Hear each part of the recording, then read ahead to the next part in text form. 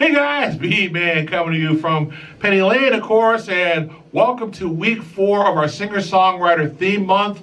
Hopefully the majority of you were able to check out Plots on Wednesday, but some of you may not have been able to. And I'm cutting you some slack on that. Do you know why? I'll tell you why, because here in America on Thursday we had Thanksgiving. So a lot of people, when that song drops on Wednesday at 1, are at home getting ready for Thanksgiving. Because here for us in America, a lot of times Thanksgiving is a big family event. You know, the whole family and extended family get together and hang out and have, you know, a nice little family celebration. And we talk about what we're thankful for. At least that's what my family does. And yes, we all get together and do this. So yes, we go. In fact, it's funny because for years now, we all gather at Plot's house and have a wonderful Thanksgiving. So for those of you that are in America or overseas and are Americans and celebrate Thanksgiving, I hope you had a very nice Thanksgiving. Speaking of that, there's some friends of ours, Shelly and Max of Two Eternity Butterflies, who are Americans that are currently living overseas. So just going to wish them a happy Thanksgiving. Hope you had a very nice Thanksgiving, you guys. So what do we got for you today? I've got a song from 1966 called For What It's Worth by Buffalo Springfield. Chart-wise, it hit number 7 on the US charts, number 5 on the Canadian charts. The single has For What It's Worth on the A side. On the B side, Do I Have to Come Right Out and Say It? Interesting thing back in the 60s, so we'll start now. Present day, you got a CD, and usually the singles are taken off of that they put out, or off of that CD.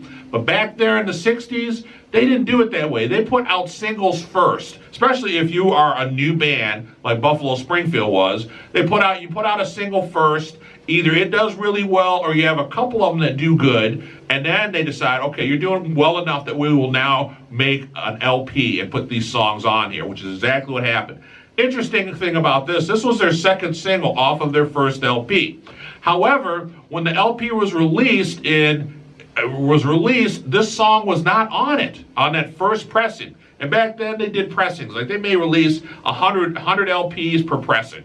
So they released the first pressing, this song's not on it. Well, this song starts to hit the charts and lights it up. So when they went to that second pressing, they included this song on there. And that second pressing came out in March of 1967. I thought that was quite fascinating. You're like, yeah, that's cool, but let's get to the music. All right, yeah.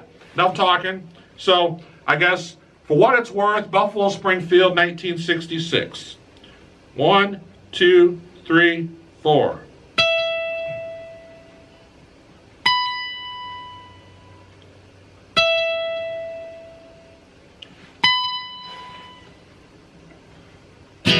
Something's happening here. What it is ain't exactly clear. There's a man with a gun over there telling me I've got to beware. I think it's time we stop. Children, what's that sound? Everybody look what's going down.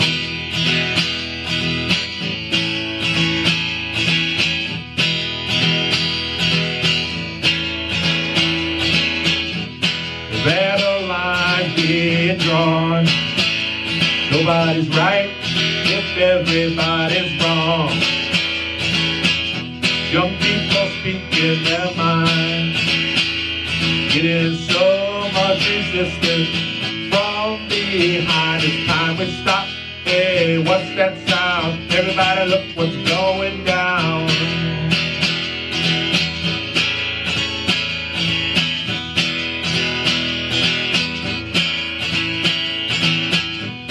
What a field day for the heat. 1,000 people in the street, singing songs and carrying signs, boldly saying, hooray for our side. It's time we stop. Hey, what's that sound? Everybody look what's going down.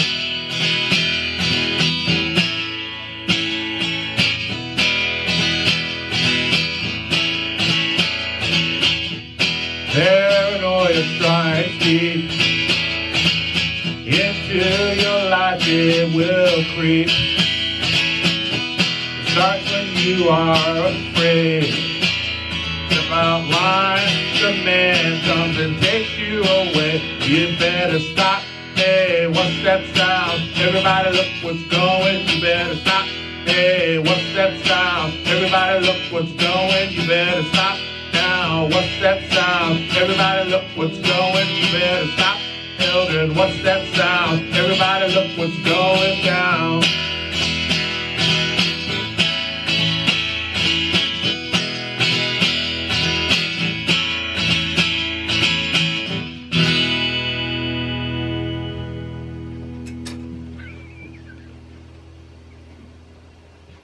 For what it's worth, Buffalo Springfield, 1966. I'm laughing because after I get done playing, I always toss my pick into the ashtray over there. That was my grandfather's, and this month I've missed it every single time. I'm so bad that I could actually be a player on the Detroit Lions, which is my favorite team, and they're in the NFL for National Football League over here, and they are right now the worst team in the league. We are number 1 of 32 teams. We're number 32. We suck. Although we did win a game last week, so we've actually won 2 games so far. Anywho, if you enjoyed that song, how about being kind of nice, giving it a thumbs up? If you enjoyed mine and Stella's performance, because Stella's been bringing it to the table this month, right? Being kind of nice and leave her and me some nice comments. So, what can I tell you about Buffalo Springfield? First off, where'd that name come from, right? They took the name from a steamroller parked outside their house. There's a steamroller, and on it said Buffalo Springfield, and there's the name. This song, for what it's worth, was written by Stephen Stills. You're like, wait a minute, why does that name sound familiar? I'll tell you about that. Another cool thing about this band is they are a Canadian/American band. So you've got both Canadians and Americans. They were formed in Los Angeles, California. The genre that their music falls under is folk, rock, psychedelic, and country. Now, who's in the band? You got 2 Americans. First American is Stephen Stills, who plays guitar, keyboards, and vocals.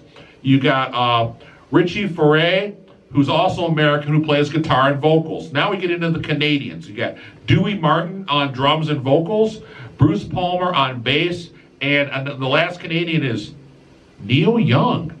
Guitar, harmonica, piano, and vocals. And yes, that Neil Young. So Buffalo Springfield was active from 1966 to 1968. They actually ended up with 3 LPs and 12 singles that they released.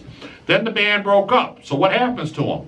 Well, Stephen Stills then forms the group, actually it's the super group, Crosby, Stills, and Nash, with David Crosby, who was formerly in the Byrds, for everything, turn, turn, turn, and also Graham Nash, who was in the Hollies, and then you got Neil Young, who went off and did a solo for a while, and then he later joined Crosby, Stills, and Nash, and then the band was known as Crosby, Stills, Nash, and Young.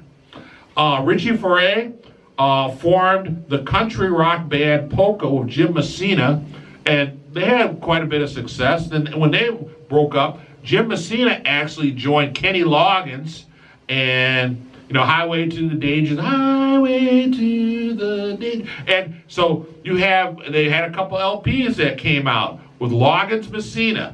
And then the last little piece about this is Buffalo Springfield was inducted into the Rock and Roll Hall of Fame in 1997. So you got a band that does well and then breaks up and does even better. I thought, wow. So I guess, let's see. I think that's it, right?